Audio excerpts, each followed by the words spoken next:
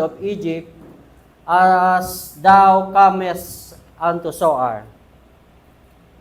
Verse 11, Then Lot chose him all the plain of Jordan, and Lot journeyed east, and they separated themselves the one from the other. Abram dwelled in the land of Canaan, and Lot dwelled in the cities of the plain, and pitched his tent towards Sodom. Verse 13, But the men of Sodom were wicked and sinners before the Lord exceedingly. Reading ko lang po, But the men of Sodom were wicked and sinners before the Lord exceedingly. So mga kapatid, ang title po ng ating message for today is Why Lot Lost a Lot. Why Lot lost a lot? Konting recap lang po sa buhay ni Lot, doon po sa mga hindi pa pamilyar. Si Lot po ay pamangkin ni Abraham. Siya po ay anak ng kapatid ni Abraham na si Haran. At binanggit po siya doon sa chapter 12 nung si Abraham po ay kausapin ng Diyos at pinaalis doon sa kanilang lugar. Binitbit ni Abraham si Lot dahil ang kanyang tatay na si Haran ay patay na during that time. So, sa madaling salita po, si Lot po ay inampon ni Abraham dahil siya po ay pamangkin ni Abraham. At doon po sa text na ating binasa, sila po ay napakayaman na. Sa totoo lang, si Abraham po ang first billionaire recorded in the Bible. At siya rin po ang pinaniniwalaan ko at ng mga scholar ng Bible na kauna-unahang billionaire sa buong mundo. Hindi po si Rockefeller na sinasabi na siya ang kauna-unahang billionaire. Si Abraham po ang kauna-unahang pinakamayamang tao during that time. Mas lalo pa siyang yumaman nung siya po ay sa chapter 20, nung siya po ay binigyan pa ng mga kayamanan ni Abimelech. Doon po sa mga nakakasunod sa Genesis, sa story ni Abraham, siya po ay binigyan pa ng mga kayamanan ni Abimelech dahil yung pong kanyang asawa na si Sarai, o Sarah during that time, ay sinabi niya na kanyang kapatid at ito po ay kinuha ng hari, si Abimelech. Pero nung isang gabi, ay nagpakita ang Diyos sa panaginip kay Abimelech at sinabi na huwag mong gagalawin ang asawa ni Abraham dahil lingkod ko yan. So bumalik si Abimelech. To make the story short, ay pinaalis niya si Abraham at binigyan pa ng maraming kayamanan. Ang sabi doon, silver, gold, at marami pang mga hayop at mga alipin. So, to make the story short po, pupokus po tayo sa ating istorya today tungkol kay Lot. Bakit maraming mga bagay ang nawala sa buhay ni Lot? At pagdating po ng ating application, salaminin po natin sa ating mga sarili o sa ating mga buhay, spiritually, kung ano ba yung mga bagay na sa tingin natin ay medyo kahawig tayo kay Lot. Doon sa ating binasa, verse 1 to 3.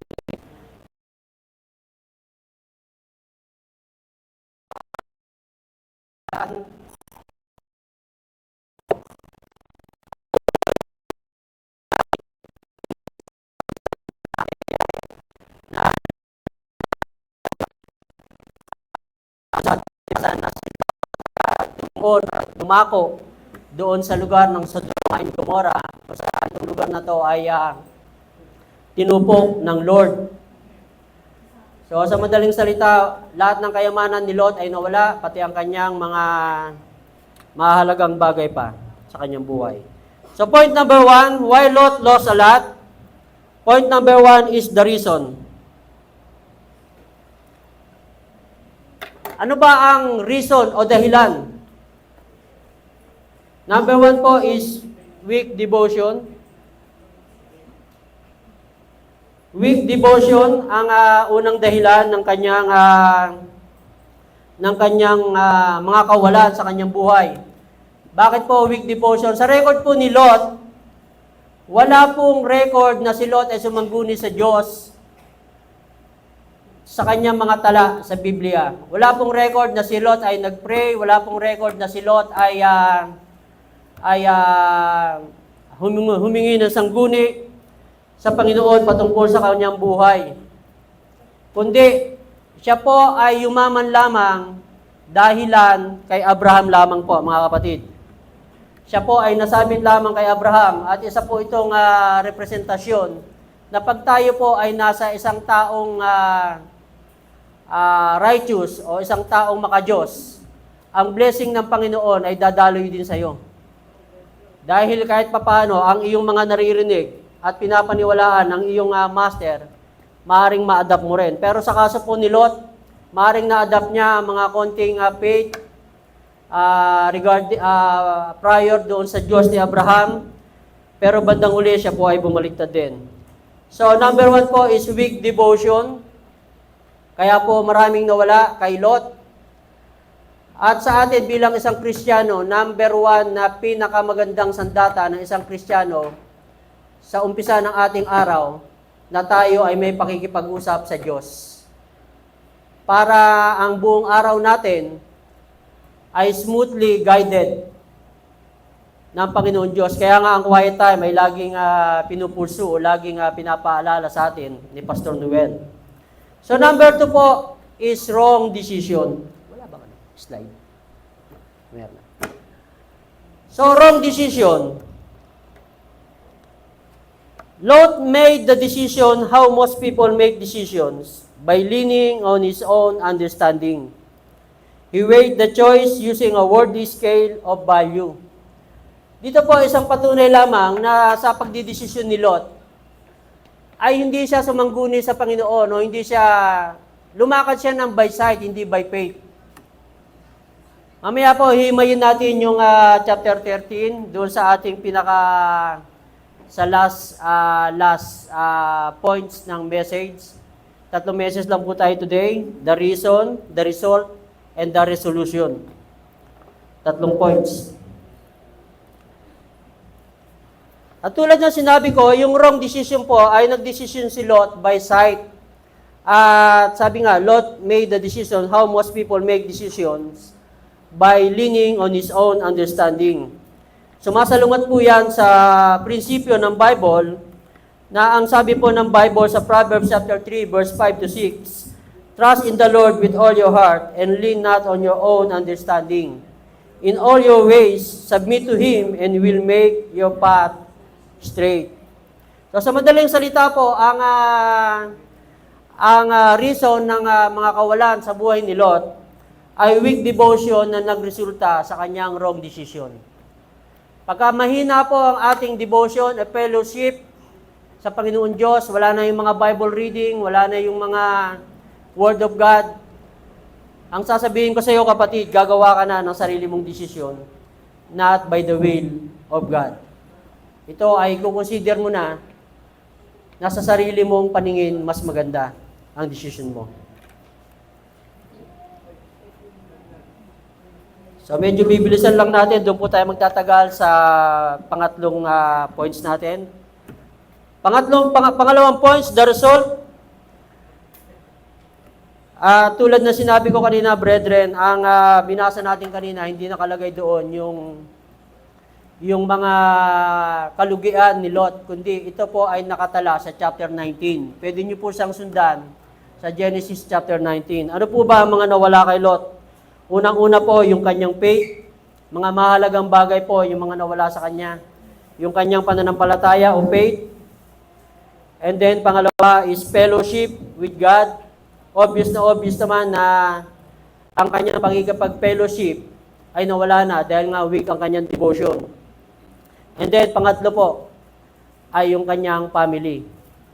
He lost his faith, his fellowship with God, and his family. Mga bagay na pinakamahalagang bagay o importanteng bagay sa buhay ng isang tao. Your faith, your fellowship with God, and your family. Sometimes, mawawalan tayo o pwede tayong mawalan mga bagay na hindi masyadong mahalaga. Mga bagay na pwedeng i-recover kagad o maibalik kagad in a days. Pero may mga, pag ito ay nawala, medyo may kasakitan pa rin na tayo nararamdaman. Example po, ikaw ay nawalan ng cellphone.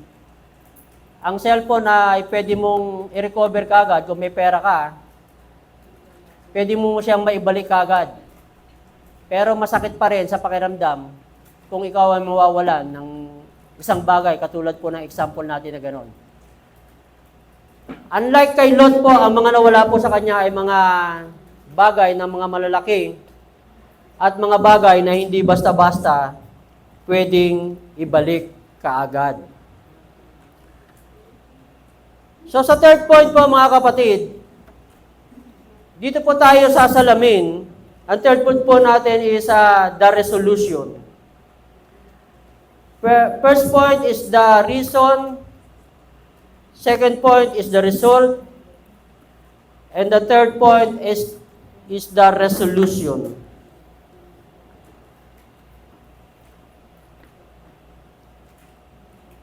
Sabi nga, may mga pagkakataon kaya ka nawawalan kasi nagiging pabaya ka.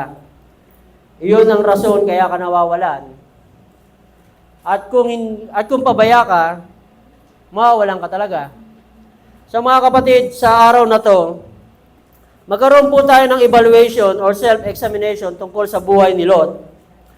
At ilagay natin konsiderasyon para maging babala at matuto tayo sa mga naging karanasan ni Lot.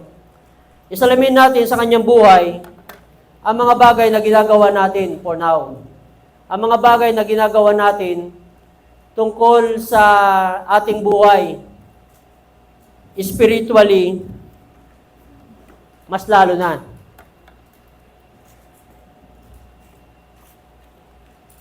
Kaya sa ating resolution, ang the best na maging attitude po natin, brethren, ay magkaroon po tayo ng pananaw, yung tinatawag na para magkaroon tayo ng awareness, kumbaga, na hindi tayo basta-basta mawala ng anumang bagay, lalong-lalo yung mga bagay na importante sa ating buhay. So ano yung bagay na yun? We need to be careful. We need to be careful, mga kapatid. Careful to what? Number one, we need to be careful with the choices we make. We need to be careful with the choices we make. Ang sabi po ng verse 10 na ating binasa, and Lot lifted up his eyes and saw the plain of Jordan. Nung si Abraham po ay nagsuggest kay Lot na dahil nagkakagulo na ang kanilang mga herdsmen, yung mga taga-alaga ng kanilang mga hayop, nagsuggest si Abraham na wag tayo magkaroon ng pagtatalo o pag-aaway. Maaaring tayo magkahiwalay. At kung ikaw ay pupunta sa kaliwa, pupunta ako ng kanan. At kung pupunta ka naman ng kanan, ay pupunta ako ng kaliwa. Ayun po ang suggestion ni Abraham. Sa story, si Lot nagpasya hindi by faith kundi by sight. Dahil nakita niya nga, mga kapatid, na ang plain of Jordan ay well-watered. At sa kanyang pagpili, ang tiningnan niya ay nanangan siya sa kanyang sariling paningin, hindi by faith. O hindi niya man lang kinonsider na, Uncle, Abraham, mas maganda ba na tayo maghiwalay o saan ba talaga ang dapat kong puntahan? Pero ang pinili po ng ating bida na si Lot ay yung plain land ng Jordan na sa tingin niya ay mas maganda para sa kanya. Kaya mga kapatid, maging maingat po tayo sa pagpili natin o sa mga desisyon na pinapasya natin sa ating buhay.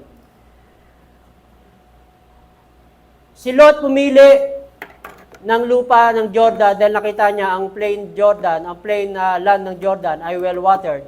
ito ay mas maganda para sa kanyang mga hayop. Hindi niya pinili ang Jordan o ang plain land ng Jordan. Hindi niya inisip na ang lugar na kanyang pupuntahan ay makakasama sa kanyang pamilya. Ang kanyang nasa isip ay yung magaganda ng kanyang negosyo o para sa kanyang mga hayop. During that time po kasi pinakamaraming hayop si Abraham at saka si Lot during that time. Kaya nga doon sa ating pinasa kanina ay hindi na magkasya yung kayamanan o mga hayop doon sa lupa.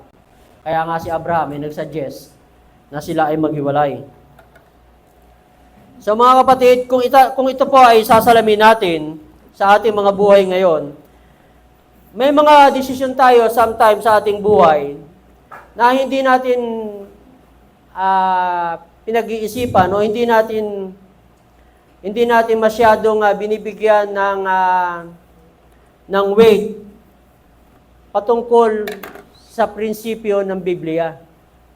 Sometimes tayo ay tumutuon lamang sa kung ano ang mas maganda sa ating paningin.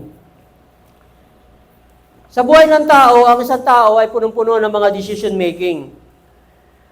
Ang pagdidesisyon lamang na may dalawang importanteng bagay na sa pagdidesisyon ng isang tao na napaka-importante. Ito ay ang magmamatter ng eternity at ang magmamatter ng lifetime. Yung magmamatter po ng eternity, ito po ay ang pagdidesisyon ng pagtanggi o pagtanggap mo sa Savior o kay Jesus Christ. Ito po ang bagay na magmamatter ng eternal life. Kung ikaw ba ay tatanggap o tatanggi sa tagapagligtas. Iyon po ang isang bagay. At yung pangalawang bagay po ay yung magmamatter naman ng lifetime. Ito po yung magmamatter ng till death do us part. Alam nyo na ang aking ibig sabihin. Ito po ang tinatawag na marriage. Sa marriage lamang o sa pag-aasawa, maraming mga bagay o maraming mga tao ang nagkakamali sa pagpili sa kanyang pag-aasawa. Ipinasok ko lamang po ito dahil ito po ay nasa decision making po tayo. Maraming tao po ang kung kailan napangasawa niya na ang kanyang asawa, sa kanya matutuklasan ang mga bagay na maraming bagay pala na ayaw niya roon sa kanyang napangasawa. Mali pala. So sasabihin niya, kung alam ko lang, sana hindi. Diba? Ang bait-bait mo, nung ikaw ay nanliligaw sa akin, yung pala, walang bait. Nung ako ay, sabi nga ni Pastor, may isang kwento na mayroong mag-asawa, na nung nanliligaw pa lang yung babae, ay yung lalaki sa babae, pag magsi-CR yung babae, sinasamahan pa nung lalaki sa CR, binabantayan pa. Saan ba CR dito? Sabi nung babae. Ang sabi nung lalaki, alika samahan kita sa CR. Iyon ay nung nagliligawan moment pa lamang. Pero nung mag-asawa na, nagtanong ulit yung babae, saan ba ang CR dito? Ang sabi ng lalaki, doon sa kabilang building. Bilisan mo ha. So, mga kapatid, may mga bagay na sa ating pagdidesisyon ay may mga bagay na mali pala tayo o may mga bagay na hindi tayo nakita. At in-example ko lamang yung sa pag-aasawa. Kaya dun sa mga babae, dun sa mga dalaga pa, galingan nyo ang pagpili. Huwag kayo sumagot kagad. Kung merong nanliligaw, huwag kayong sumagot kagad. Antayin nyo ang tanong bago kayo sumagot.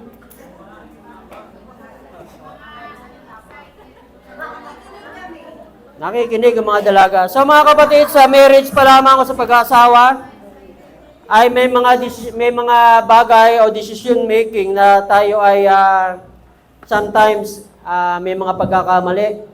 Kung meron tayong napangasawa, ang napangasawa natin ay simulat umpisa sa pagliligawan ay mabait na. At hanggang sa mag-asawa kayo, umabot ng 16 years, mabait pa rin, swerte mo.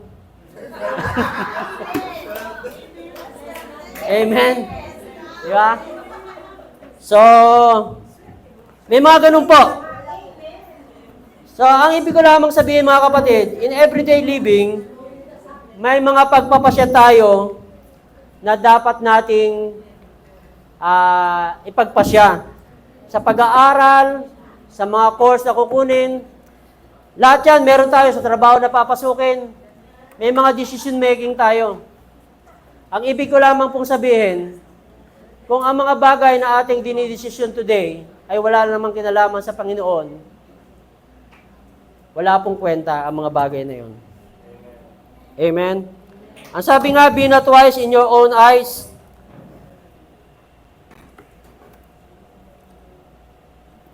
Pangalawa, with the choices we make, di ba? Una, pangalawa, be careful with the concern we magnify.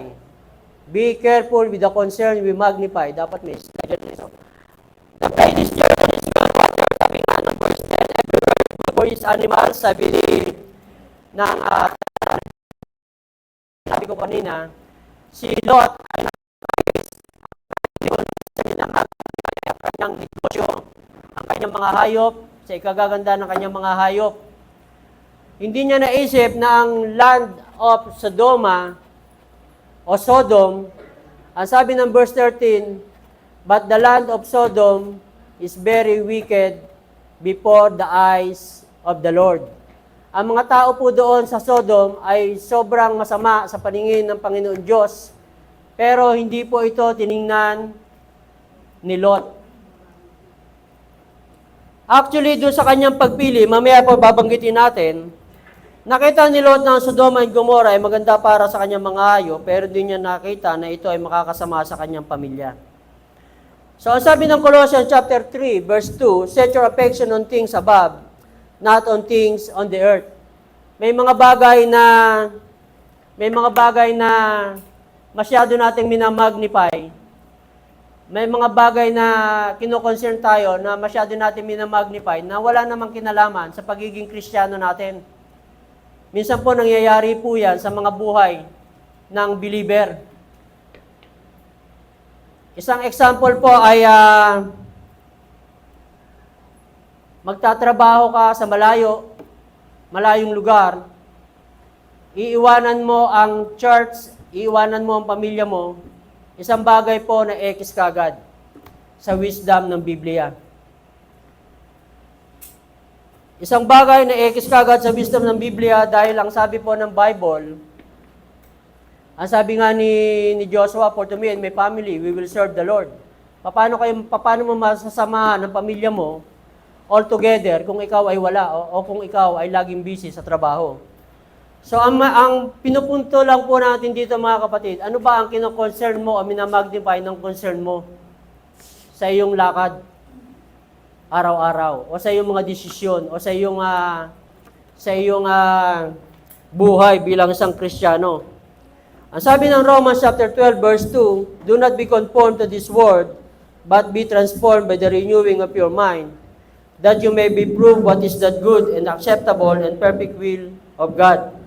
So, ang Biblia po ay nagsasabi na huwag tayo makompromise sa takbo ng mundong ito.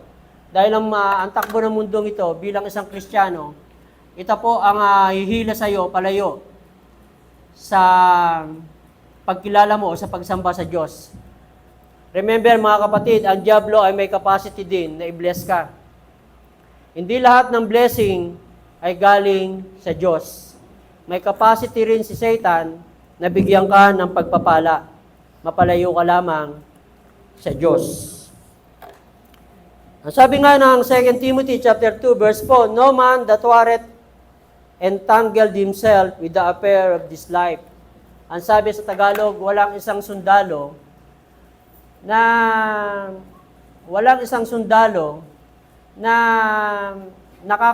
nakikihalubilo sa mga bagay na labas sa kanyang pagiging sundalo. Ano po ang ibig sabihin? Kung ikaw ay isang Kristiyano, ang iyong dapat kino-concern o dapat minamagnify sa iyong buhay ay yung mga bagay na panglangit, hindi yung mga bagay na pangmundo. Amen po ba mga kapatid? So may isang story po na isang estudyante na sa kanyang katalinuhan nagbigay yung professor ng assignment by next week. Itong estudyante na to na sa kanyang sobrang talino, hindi niya masyadong na-catch up yung assignment na binibigay ng estudyante. Dahil siya nga ay ng professor. Dahil nga siya ay isang estudyante na may utak. At ginawa niya yung assignment within the week. Pinagpuyatan, talagang pinokos niya yung kanyang sarili doon sa assignment na ibinigay ng professor. At dumating yung submission ng mga assignments, at nung ipinasa niya na yung kanyang assignment, 100% sa kanyang faith, sa kanyang kalooban ng assignment na ginawa niya, ay magtatap. Dahil ito ay pinagsunugan niya ng kilay. 100% na sa kanyang pag-iisip na ito ay, kasi nasagot niya lahat eh. Alam niya na sa kanyang capacity na tama lahat ang kanyang mga ginawa. Pero sad to say, nang bumalik sa kanya yung assignment, nakalagay doon, malaking failed ang nilagay ng professor. Bakit po failed? Nag-aral naman ako, professor, sabi ganun niya. Professor, anong nangyari? Nag-aral naman ako. Pinagsunugan ko ng kilay yung assignment na yan at pinagtuunan ko ng pansin all these weeks, sabi ganun ng estudyante. Ang sabi ng professor, simple lang. Maling assignment pala ang ginawa. So mga kapatid, ganoon din po tayo sometimes bilang isang Kristiyano. Minsan ay entangled tayo sa mga bagay ng mundo. Which is hindi na tayo dito. Although alam natin na ang mundo maraming ino-offer sa atin bilang isang tao, pero lagi po natin ilagay sa ating isip na ang buhay natin ay hindi dito talaga. Ang buhay natin ay doon sa ipinangako sa atin ng Panginoon. Tayo ay citizens of heaven, sabi po ng Philippians chapter 3 verse 20. So ayun po ang lagi nating ilagay sa ating isip na tayo po isang araw, uuwi po tayo doon sa tunay na ating kalalagyan. Amen po ba mga kapatid? Ngayon kung tayo po ay na-entangle doon sa mga bagay ng mundo, ay mag-isip-isip po tayo, baka hindi po tayo taga-langit. Baka taga dito po talaga tayo sa lupa. Kaya ang pleasure natin ay laging nasa mundo. Amen po.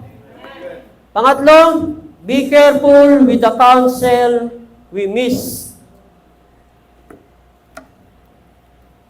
Alam niyo po, kay Lot, marami pong nawala dahil naging pabaya siya. Sa buhay natin bilang isang tao, may mga bagay na kaya ka nawawalan dahil nagiging pabaya ka. Sa pakikinig lang ng message, pag hindi ka attentive, maraming maaaring mawala sa iyo o mamiss mo eh. Especially pag ito ay salita ng Diyos na ipinipreach ng preacher. Di po ba? So, be careful with the counsel we miss. Sa story po ni Lot, ang sabi po sa verse 9, ang sabi ni Abraham kay Lot, if you go to the right, I will go to the left. But if you go to the left, then I will go to the right. Kung dito ka sa kaliwa pupunta, dito ako sa kanan, sabi ni Abraham. At kung dito naman ako sa kanan pupunta, dito ka sa kaliwa. Alam niyo po ba ang sabi ng isang komentary na binasa ko? Hindi pinili ni Lot yung in-advise ni Abraham na kaliwa o kanan. Ang pinili ni Lot, tumalikod si Lot at tumaas ang noo. Tiningnan niya yung plain of Jordan at nakita niya ang plain of Jordan na mas maganda para sa kanyang mga hayop. Nakita ni Lot na ang plain of Jordan ay maganda para sa kanyang negosyo. Kaya ang counsel ng kanyang tito o kanyang tiyo na si Abraham ay hindi niya binigyan ng pansin. So mga kapatid, tayo dito sa church, kaya tayo umaattend ng church, nakikinig ng message, para mahamon tayo sa mensahe ng preacher, mahamon tayo sa mensahe ng pastor, mahamon tayo sa mensahe ng mga kapatiran natin o sa mga testimony ng mga kapatid natin na nagbibigay ng lakas sa isang mananampalataya. Yung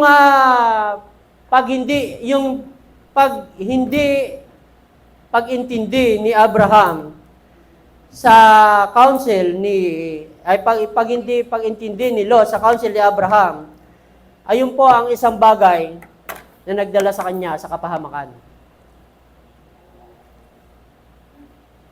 Kaya nga tayo bilang isang Kristiyano, dapat well-equipped tayo ng mga Word of God na kung saan sa mga lakad natin, maganda ba itong tatakbuhin natin? Maganda ba itong lalakarin ko? Maganda ba itong papasukin ko? Dapat ganun tayo Meron tayong mga tinitingnan na mga principle ng Bible o counsel na pwede natin gamitin. Ang sabi ng Proverbs chapter 12, verse 15, "The way of a fool is right in his own eyes, but a wise man listen to advice." Malaking bagay sa ating mga mananampalataya na may gumagabay at nagpapayo sa atin according to the Word of God. We need counseling, kaya sana sa charts, lagi tayo nagpapayuhan, hindi tayo nagkakampi-kampihan. Huwag kang hihingi ng payo, sabi nga, sa isang backslider. Dahil ang ibibigay ng isang backslider, walang iba kundi mag-backslide ka rin. Ayun lang po yun. Choose your friends and the friends of your children wisely. It is important to surround yourself with wise companions. That means join a strong Bible-believing church. Of course, Life of Grace po yan. Then take initiative to make close and godly friendship. Mga kapatid, mga magulang, mga minamahal, yung mga anak po natin, babantayan po natin kung ano po at kung sino yung mga taong nakapaligid sa mga yan. Pero of course, bago po natin sila babantayan, siyempre, suriin muna rin natin ang ating mga sarili. Sino ba ang mga taong lagi nating binibigyan ng pansin? Sino ba ang mga taong lagi nating nakakasalamuha? O sino ba ang mga taong nagbibigay ng influensya sa atin? So, with the counsel, may mga bagay na dapat mabibless ka, pero dahil na mismo ang counsel o ang payo galing sa Word of God, nasayang. Meron nga akong isang kilala Kaya nga dapat ang isang Kristiyano, punong-puno ng mga verses, dapat ang isang Kristiyano may life verse sa kanyang buhay. May life verse ba kayo? Amen. May kilala ako, ang life verse niya, Matthew 6:33. Sabi niya, of course naman bro, ang life verse ko nga, Matthew 6:33. At sa tuwing may kailangan ako, lalong-lalo na pagtungkol sa financial needs, Matthew 6:33 kagad ang tinatakbuhan ko. Yung pala, malaman-laman ko, yung Matthew 6:33 na yon, yung Matthew, pangalan pala ng Bombay yun. Tapos yung 6:33, address pala ng Bombay. Kaya doon siya lagi tumatakbo dahil speaking of financial needs, di ba? Matthew 6:33. So si Matthew lagi ang tinatakbuhan. Do not be deceived, bad company ruins good morals. According to 1 Corinthians 15:33. So napakahalaga mga kapatid na tayo ay nakikinig ng counsel mula sa Word of God o mula sa mga taga-simbahan. Ang sabi nga ng Proverbs chapter 11 verse 14, "Where no counsel is, people fall, but in the multitude of counselors, there is safety."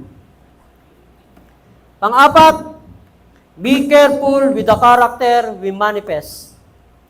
Be careful with the character we manifest. Alam niyo mga kapatid, doon sa binasa nating talata, obvious na si Lot ay may character na hindi maganda o may attitude na hindi maganda. Hindi niya man lang kinonsider na kaya siya naging yumaman din ay dahil kay Abraham, dahil sa kanyang tito. At hindi niya man lang kinilala ang authority ni Abraham sa kanyang buhay. Sa verse 14 nga, nung si Lot ay nakatira na sa Sodoma, kung babasahin niyo yung chapter 14 ng Genesis, si Lot ay na-capture ng isang hari na sino bang hari ito? Si Kedorlaomer, na may kasamang 5 kingdoms pa, na kinubkob nila yung ibang mga kingdoms kasama yung Sodom and Gomorrah, at nakuha si Lot doon kasama ng kanyang mga kayamanan. At nang ito ay mabalitaan ni Abraham, nirescue kaagad ni Abraham si Lot. So, makikita natin na ganoon na lamang yung concern ni Abraham kay Lot, pero si Lot wala siyang concern kay Abraham. Nanatili pa rin siya doon sa Sodom and Gomorrah hanggang doon sa chapter 19 na ang Sodom ay Gomorrah ay nilusaw na nga ng Panginoon. So sa ating character we manifest, kapag Kristiyano ka, ang isang dapat na iningatan mo o natin ay ang ating mga pag-uugali. Ang masaklap sa iba, mas mabuti pa at mas mukhang Kristiyano pa yung unbeliever. Yung bang nagugulat yung kapitbahay o yung kaibigan mo o yung isang tao, pag nalaman na ikaw ay isang Kristiyano. Yung sasabihin niya ay, Kristiyano pala yun? Hindi ko man lang naramdaman. Christianity is Christ living through His people. At alam naman po natin, ang pag ikaw ay tinatahanan ni Kristo, dapat ang buhay mo, mala Kristo rin. Hindi po ba? So, be careful with the character we manifest. In the story of Lot, in chapter 19, nagbigay ng mensahe si Lot galing sa Diyos sa kanyang mga anak at manugang, pero hindi siya pinakinggan, pinaniwalaan ng kanyang mga anak. Sometimes po mga kapatid, ganun po tayo. Yung character na ating inilalabas, minsan malalaman natin huli na. Magbibigay ka ng Word of God sa isang tao, sasabihin ng isang tao, sino ka para magbigay ng Word of God? Ayusin mo muna ang buhay mo, ayusin mo muna ang sarili mo. Nangyari po yan kay Lot, at nung siya po ay nagbigay ng message doon sa kanyang anak at sa kanyang mga manugang, hindi po siya pinaniwalaan. Kaya ang nabitbit lamang ni Lot ay yung kanyang 2 anak. May 4 na anak po si Lot eh. Yung 2 po may asawa, at yun po ang nangyari. Ginuno po ang Sodom and Gomorrah kasama yung kanyang mga anak at manugang doon. Dahil hindi po siya naniwala. Hindi po sila naniwala sa message ni Lot. Hindi magandang ugali sa isang Kristiyano na ikaw ay hindi marunong kumilala ng authority. Kagaya po ng ginawa ni Lot. At dito sa charts, katulad ng laging pinapaalala sa ating ng ating pastor, ng pastor ang higher authority in church. Hindi magandang tingnan kung ito po ay hindi natin paniniwalaan o hindi natin bibigyan ng respeto. Amen, mga kapatid? Sa 2 Corinthians 5:17, di ba, sabi, if any man in Christ, he is a new creation, all things are passed away, behold, all things are become new. So mga kapatid, kung ikaw ay dating barumbado, iba ka na ngayon. Kung ikaw ay dating hindi nakikinig, iba ka na ngayon, ikaw ay palakinig na.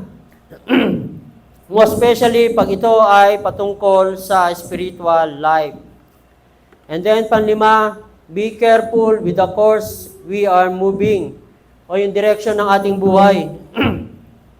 Ingat tayo mga kapatid, minsan sa tinatakbo natin o sa mga lakad natin dito sa ating mundo o sa ating buhay na ating ginagalawan, yung hakbang ba na pupuntahan natin, dapat, ito bang hakbang na aking hakbangin o pupuntahan? Saan ba ako pupulutin?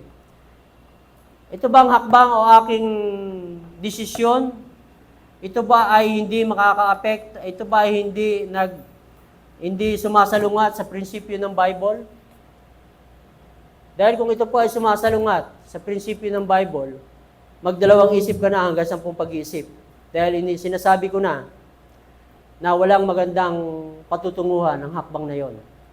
Dahil kung merong magandang pinatunguhan o kung merong isang example na isang tao na humiwalay sa Diyos at meron siyang magandang kinalagyan o pinakitunguhan, doon na tayo sumama. Pero ang sabi po ng Bible, you can do nothing apart from me.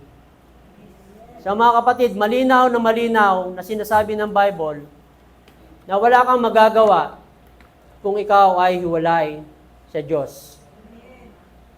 So kung ano po yung course na ating pinupuntahan o ano po yung course na ating minumove o ating direction na gustong puntahan, tingnan po natin kung ito po ba ay hindi makaka-apekto sa relasyon natin sa Diyos.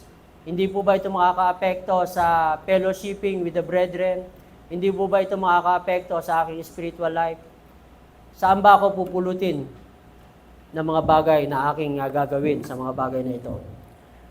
Ayun lamang po yun, at ayan ang naging problema ni Lot. Nagpasya siya na hindi niya naisip kung saan siya dadalhin ng kanyang pagpapasya. Hindi niya kinonsider ang Diyos. Sa takbuhin ng buhay natin bilang isang Kristiyano, hindi pwedeng hindi ka guided ng salita ng Diyos at siguradong maliligaw ka. Sabi nga, follow God using your time, your talent, and your resources. Mga kapatid, ang oras mo ay mahalaga para sa Diyos. Ang iyong talent ay mahalaga para sa Diyos. Ang iyong treasure o resources ay mahalaga para sa Diyos. Pero hindi po ibig sabihin na kailangan po ng Diyos yun. Ang ibig sabihin po, mahalaga siya sa Diyos dahil doon po nagre-reflect ang iyong puso kung saan mo siya pwedeng gamitin o kung saan mo, kung ito ba ay magagamit mo sa gawain niya o sa gawain ng Panginoon. Remember, tulad ng binanggit ko kanina, we are just traveler here sa mundo. Tayo po ay citizens ng heaven. Hindi po tayo taga-mundo. Tayo po ay naglalakbay lamang dito sa mundo para i-fulfill ang purpose ng Panginoon natin sa ating buhay. Tayo pong lahat ay magsitayo. Bago malalaman si Ernie ang topic na pinapakanan.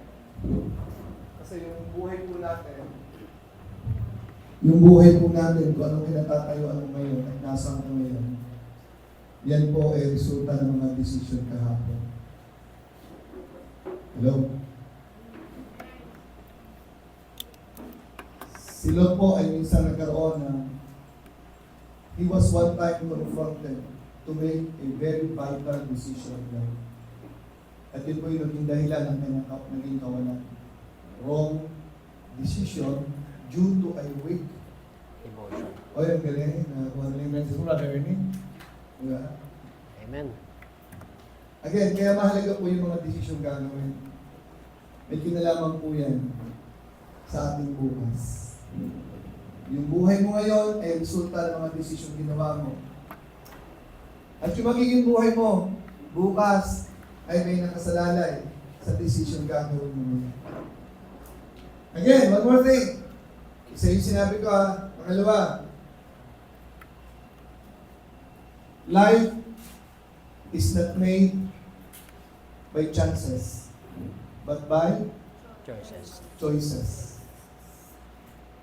Therefore, you win or lose by the way you choose.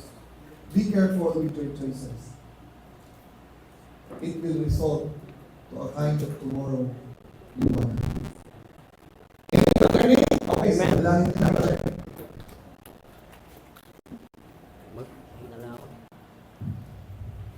Let us pray. Father God, salamat Panginoon sa mga pusong inilagay mo, Lord, sa iyong harapan. Salamat kami po ay mapagkumbaba sa iyong mga salita. Salamat, Panginoon, na kami po ay natuto sa pamamagitan ng iyong wisdom. Ang mga bagay na aming narinig, Panginoon, sa araw na ito, ay huwag mong hayaang kuhain ng dyablo. Ang mga bagay na aming narinig ay gawin mo, Panginoon, na kasangkapan para maging bahagi ng aming buhay bilang isang Kristiyano. Lord God, binabalik po namin, Panginoon, ang pasasalamat sa nag-iisang Diyos na nagbibigay ng gabay sa aming mga buhay.